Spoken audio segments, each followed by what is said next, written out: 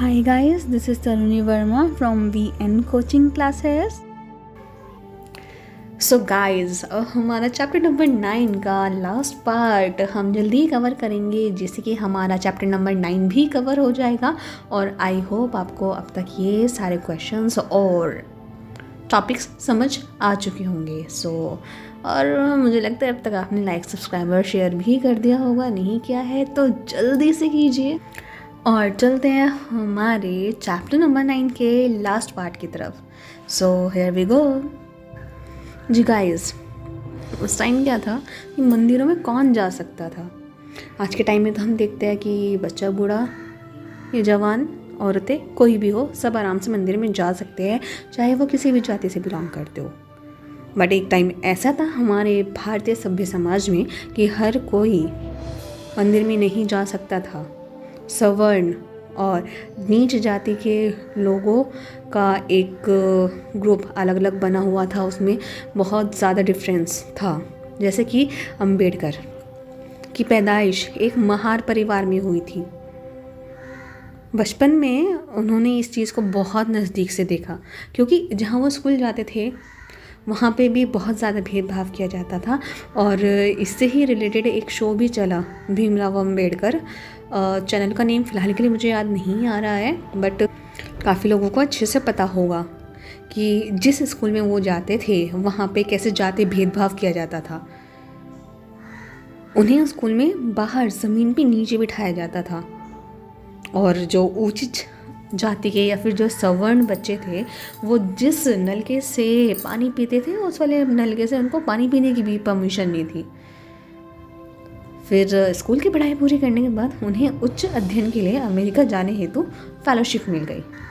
और 1919 में भारत लौटने पर उन्होंने समकालीन समाज में उच्च जातीय सत्ता संरचना पर काफ़ी लिखा। इन द सेंस कि जो अच्छी जाति के लोग माने जाते थे कि वो कैसे सत्ता में आते हैं, कैसे सत्ता का कार्यभार संभालते हैं, या फिर कैसे कैसे करके, या फिर क्या बुराइयां हैं हमारे भारतीय समाज के प्रशासन में। इस चीज़ पर डॉक्टर भीमराव अंबेडकर ने बहुत लिखा। 1927 में अंबेडकर ने मंदिर प्रवेश आंदोलन शुरू किया, जिसमें उनकी जाति, महार जाति के लोगों ने बड़ी संख्या में हिस्सा लिया।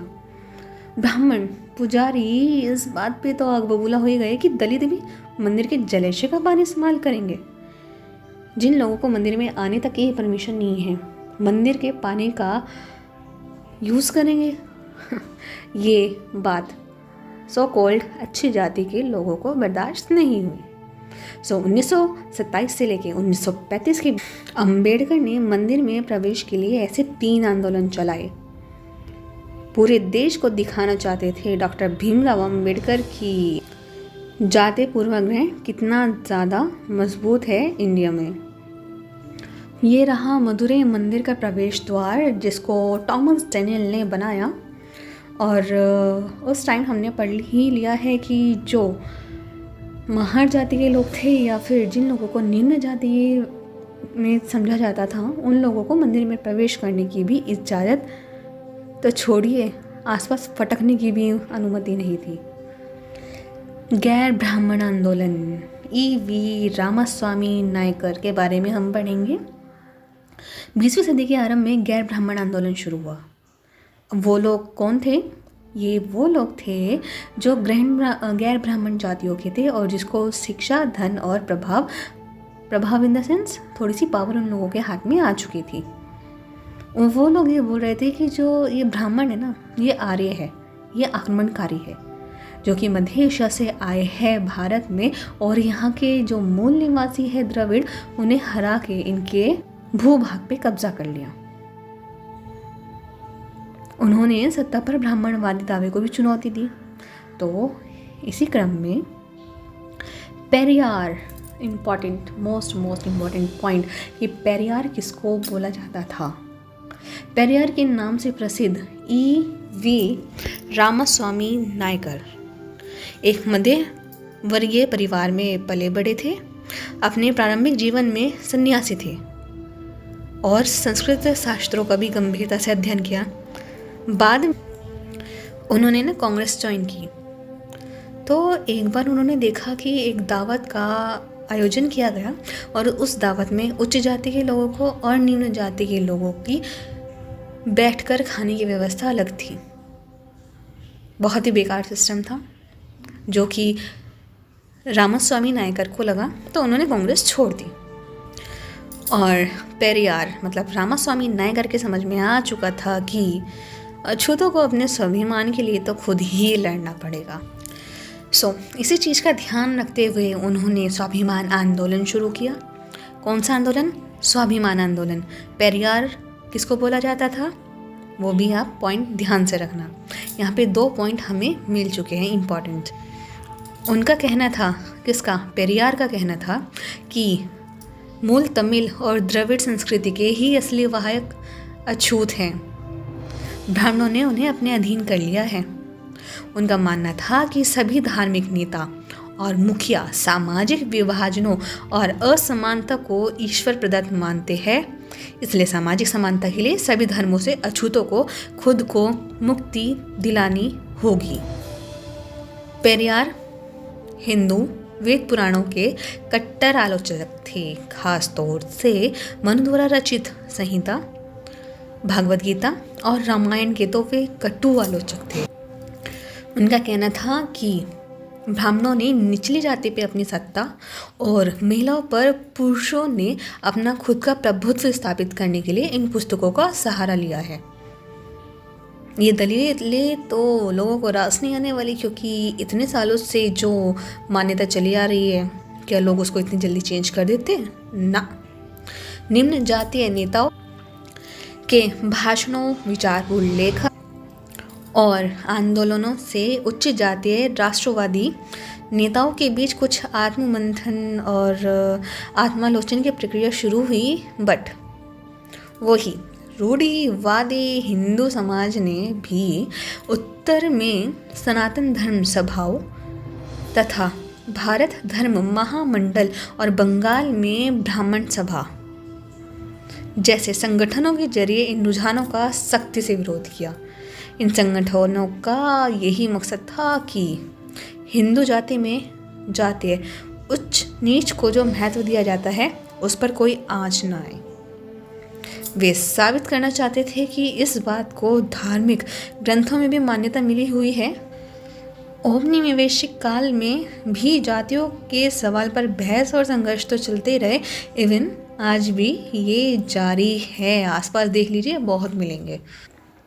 सुधारों के लिए संगठित होना, केशव चंद्र सेन, ठीक है, इम्पोर्टेंट। ब्रह्मो समाज, अब यहाँ से और भी ज़्यादा इम्पोर्टेंट टॉपिक स्टार्ट हो चुका है, सो गाइस इसको बहुत बहुत ध्यान से देखना। ब्रह्मो समाज की स्थापना 1830 में की गई और यह संस्था सभी प्रकार की मूर्ति पूजा, पॉइंट टू बी नोटेड, मूर्ति पूजा और बलि के विरुद्ध थी और इसके अनुयायी उपनिषदों में विश्वास रखते थे। इसके सदस्यों को अन्य धार्मिक प्रथाओं या परंपराओं की आलोचना करने का अधिकार तो नहीं था और ब्रह्मो समाज ने विभिन्न धर्मों के आदर्शों, खासतौर से हिंदुत्व और ईसाई धर्म के विचारों की आलोचनात्मक व्याख्या करते हुए उनके नकारात्मक और सकारात्मक पहलुओं पर भी प्रकाश डाला। जी, डेरोजियो एवं यंग बंगाल। 1820 के दशक में हेनरी लुई विवियन, ठीक है, डेरोजियो हिंदू कॉलेज कलकत्ता में अध्यापक थे। उन्होंने अपने विद्यार्थियों को आमूल परिवर्तनकारी विचारों से अवगत कराया और उन्हें तमाम तरह की सत्ता पर सवाल खड़ा करने के लिए प्रोत्साहित किया। और एक टीचर के लिए ये बहुत अच्छी अपॉर्चुनिटी है कि ये अपने रामकृष्ण मिशन और विवेकानंद, रामकृष्ण मिशन का नाम स्वामी विवेकानंद के गुरु रामकृष्ण परमहंस के नाम पे था और यह मिशन समाज सेवा और निस्वार्थ प्रेम के जरिए मुक्ति के लक्ष्य पे जोर देता था। फिर आता है प्रार्थना समाज। 1867 में बम्बई में स्थापित प्रार्थना समाज ने जातीय बंधनों को खत्म करने के लिए और बाल विवाह के उन्मूलन के प्रयास के लिए, मतलब बाल विवाह को भी खत्म करने के लिए प्रयास किया। प्रार्थना समाज ने महिलाओं की शिक्षा को प्रोत्साहित किया और विधवा विवाह पर लगी पाबंदी के खिलाफ आवाज उठाई। उसकी धार्मिक बैठकों में हिंदू, बौद्ध और ईसाई ग्रंथों पर विचार विमर्श किया जाता था। मतलब कि ग्रंथ में जो बातें लिखी गई है उसके पीछे के गूढ़ रहस्य को या फिर उसकी असली सच्चाई को पता लगा सके, क्योंकि कुछ लोगों ने क्या बोला कि जो जैसा लिखा हुआ है उसको ऐसे ही मान लिया, उसके पीछे का मतलब नहीं समझा, जिसकी वजह से काफ़ी सारी रूढ़िवादिताएं प्रचलित हुई। तो इसी चीज़ को दूर करने के लिए इन वैदिक ग्रंथों का विचार विमर्श किया जाता था। फिर आया वेद समाज। बहुत बहुत इम्पॉर्टेंट है ये वाला टॉपिक, बहुत ध्यान से रखना कि किसकी स्थापना कहाँ, कब और किस वजह से की थी। मद्रास मतलब चेन्नई में 1864 में वेद समाज की स्थापना हुई थी। Veda Samaj, important point, very very important point. Veda Samaj Brahmo समाज से प्रेरित था। वेद समाज ने जातीय भेदभाव को समाप्त करने के लिए विधवा विवाह और महिला शिक्षा, इनके काम, जाति भेदभाव, विधवा विवाह और महिला शिक्षा को प्रोत्साहित करने के लिए काम किया। इसके सदस्य एक ईश्वर के अस्तित्व में विश्वास रखते थे, मतलब एकेश्वरवाद थे। उन्होंने रूढ़िवादी हिंदुत्व के अंधविश्वासों और अनुष्ठानों की सख्त निंदा की। ओके, नेक्स्ट, अलीगढ़ आंदोलन। सैयद अहमद खां द्वारा, इम्पॉर्टेंट पॉइंट, किसने कहा, किसने किया ये?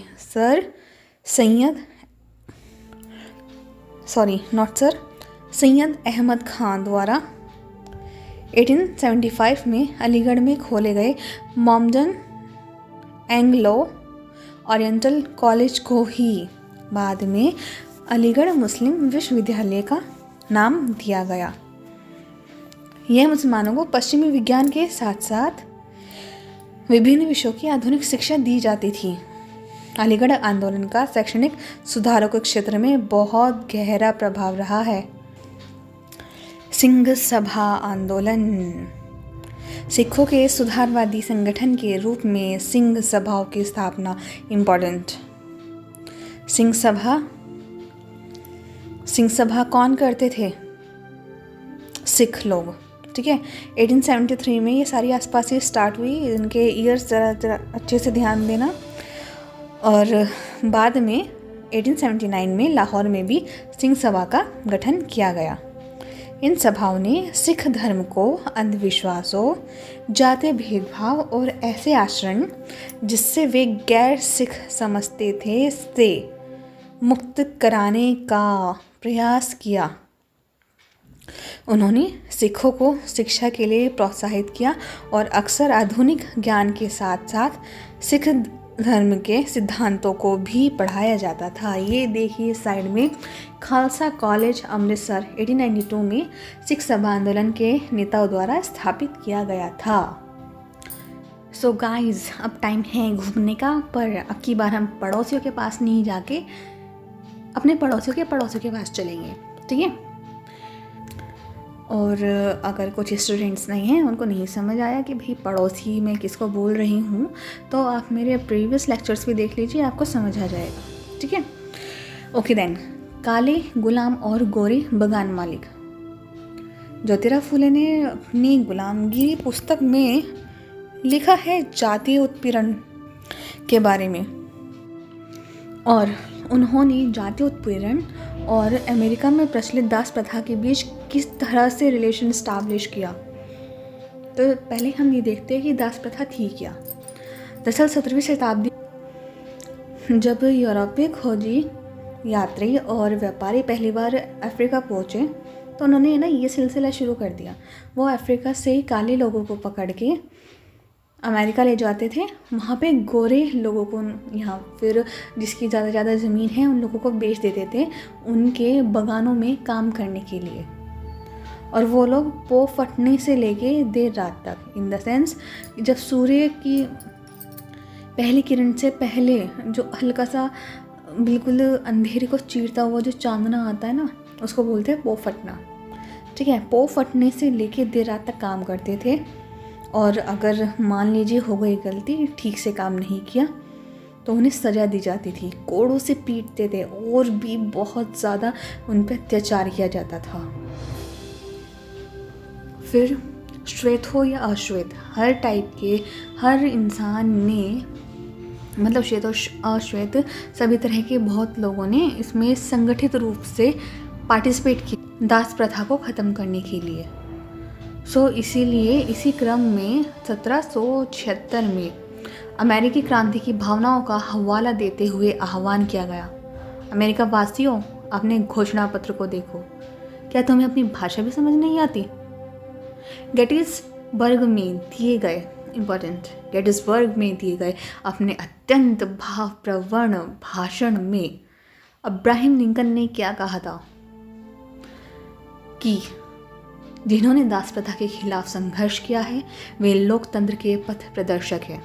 उन्होंने लोगों से आह्वान किया कि वे नस्ली समानता के लिए कदम उठाए ताकि धरती से जनता के द्वारा जनता के लिए सरकार का नाश ना हो। और एक साइड में इमेज भी दिख रही है और इस इमेज से आप अच्छे से अंदाज़ा लगा ही सकते हैं कि गुलामों को कैसे बिल्कुल जानवरों की तरह बेचा जा रहा था। और ये सीन है दक्षिणी कैरोलिना, अमेरिका, 1856 का। और यहाँ संभावित खरीदार नीलामी में अफ्रीका से लाए गए गुलामों की जांच पड़ताल कर रहे हैं।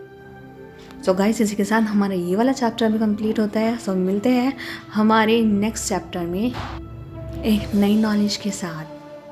सो guys, till then, please like, subscribe and share. Thank you.